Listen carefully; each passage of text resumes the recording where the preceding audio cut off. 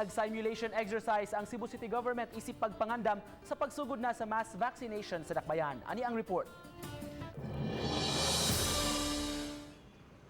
Sa Don Bosco Training Center nga gitudlo nga vaccination area sa Cebu City, gihimo ang simulation.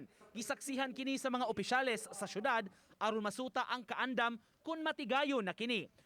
Ang Dakbayan mitagana og 500 million pesos aron ipalit og mga bakuna.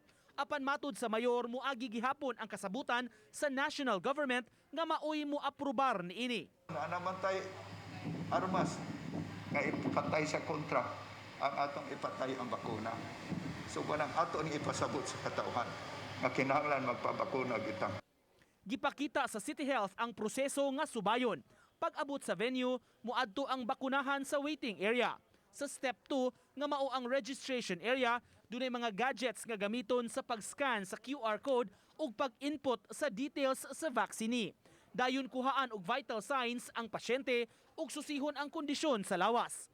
Apan mas magdugay siya sa counseling area kung diin himuon ang interview sa doktor o head nurse. Kaya nadir ang decision making gid kung angay ba gyud silang baksinan or dili ba gyud. Kaya itong ibutan rin mga doctors yun itong ibutan, no? Explain. Ano sa diri mo sign sila og waiver. Pagkahuman, mulahos na sa vaccination area, din pipila ra ka minutos mulanat ang pagpamakuna. Sa post-vaccination area, urasan ang time-in sa pasyente ug kanusa siya mamahimong mugawas. Adto sab i-monitor kung makasinati ba og adverse effects ang vaccine.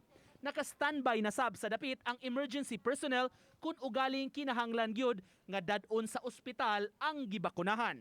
We discussed more or less on how to improve, what will be the final setup.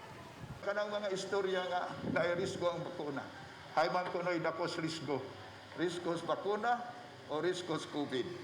Simulation ra hinuon kining gihimo karon apan gipanghinaot nga pinaagi niini mas mahapsay unya ang proseso. Mabag-o kun na may mga kakulian nga nabantayan aron nga tunhay na gyud unya ang dagan sa vaccination sa higayon nga formal na kini nga kasugdan alang sa publiko. Uban ni Edward Tubilan, Nico Sereno, Balitang Bisdak.